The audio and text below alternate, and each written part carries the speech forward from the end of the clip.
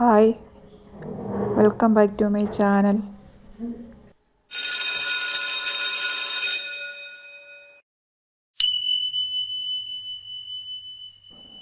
ഇന്ന് ഒരു ഇഞ്ചിക്കറിയുടെ പാചകവുമായിട്ടാണ് വന്നിരിക്കുന്നത്. 108 കറികൾക്ക് പകരം നിൽക്കും ഒരു ഇഞ്ചിക്കറി ഉണ്ടെങ്കിലെന്നാണ് പഴഞ്ചൊല്ല്. ഇഞ്ചിക്കറി നമുക്ക് പല രീതിയിൽ വെക്കാമല്ലോ. സദ്യകളിലെല്ലാം ഒഴിച്ചുകൂടാൻ പറ്റാത്ത ഒരു ഐറ്റമാണ് ഈ ഇഞ്ചിപ്പുളി. ദഹന സംബന്ധമായ പ്രശ്നങ്ങൾക്കും പിന്നെ വിശപ്പുണ്ടാകുന്നതിനും ഒക്കെ നല്ലൊരു മരുന്നാണ് ഈ ഇഞ്ചി. ഇവിടെ നമുക്ക് ആവശ്യമുള്ളത്ര ഇഞ്ചിയും പച്ചമുളകും ആദ്യമേ തന്നെ കൊത്തിയരിഞ്ഞ് വയ്ക്കുക. നല്ലപോലെ മൂപ്പെത്തിയ ഇഞ്ചി വേണം ഇഞ്ചിക്കറി വയ്ക്കാൻ ഉപയോഗിക്കേണ്ടത്, എന്നാലേ നല്ല ടേസ്റ്റ് കിട്ടത്തുള്ളൂ.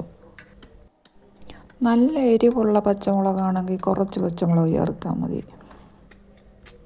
മറ്റ് ചേരുവകൾ മുളക് പൊടി, മല്ലിപ്പൊടി, മഞ്ഞൾപ്പൊടി, പിന്നെ ശർക്കര, പുളി ഒരു പ്രധാന ഘടകമാണ്. ഇഞ്ചിപ്പുളി എന്നാണല്ലോ പേര് തന്നെ.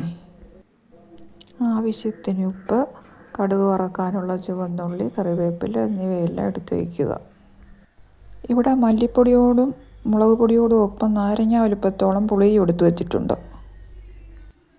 പിന്നെ ശർക്കര ഒരു പ്രധാന ഘടകമാണ് ഇഞ്ചിപ്പുളിക്ക് മധുരം നൽകാൻ. മധുരം, പുളി, ഉപ്പ് എല്ലാ ചേരുവകളും ചേർന്നൊരു കൂട്ടാനല്ലയോ ഇഞ്ചിപ്പുളി. ആദ്യമേ നമ്മൾ എടുത്തു വെച്ച പുളി ചെറിയ ചൂടുവെള്ളത്തിൽ ഇട്ട് വയ്ക്കണം. അതിന് ശേഷം അത് പിഴിഞ്ഞ് അരിച്ചെടുക്കണം.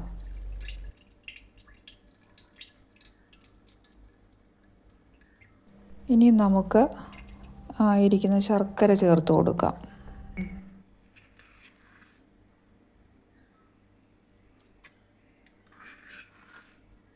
അതിന് ശേഷം ഇതിലേക്ക് ആവശ്യാനുസരണം മല്ലിപ്പൊടി, മഞ്ഞൾപ്പൊടി, മുളക് പൊടി,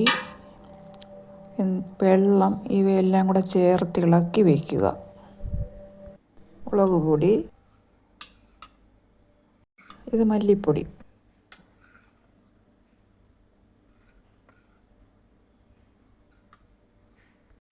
ആവശ്യത്തിനുള്ള വെള്ളം ചേർത്ത് കൊടുക്കുക. ഇനി ഉപ്പുപൊടി, മഞ്ഞൾപ്പൊടി ഇടുക.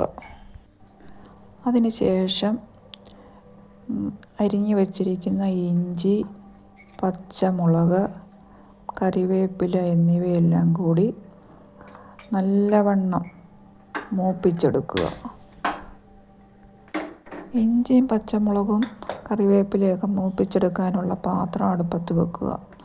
നമുക്ക് ഏത് പാത്രം വേണമെങ്കിലും, നോൺ സ്റ്റിക്ക് ആയാലും. നോൺ സ്റ്റിക്ക് ഉപയോഗിക്കുന്നത് അത്ര നല്ലതല്ല, ആരോഗ്യത്തിന് നല്ലതല്ല.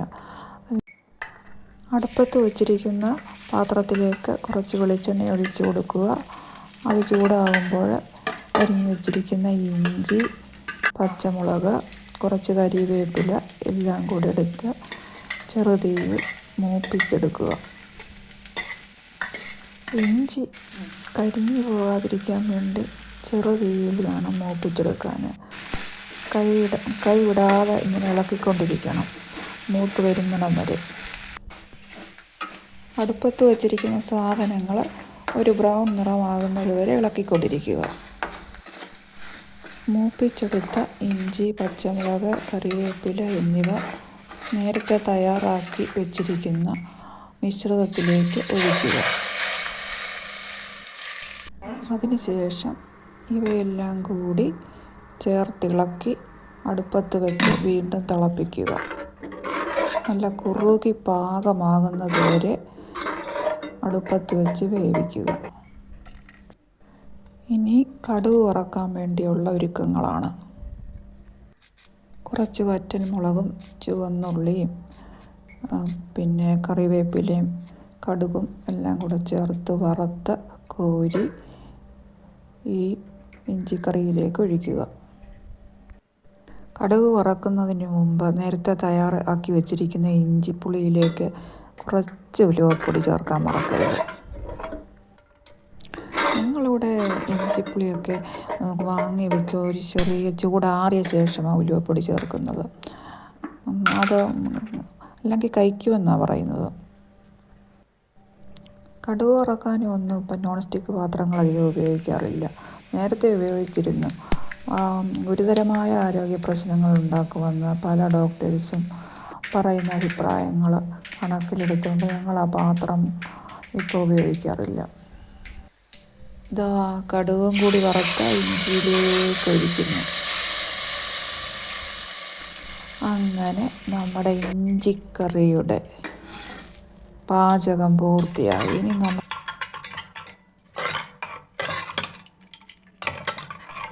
ഇനി ഈ ഇഞ്ചിപ്പുളി ഒരു ചെറിയ ബൗളിലേക്ക് പകർന്നൊഴിക്കുക.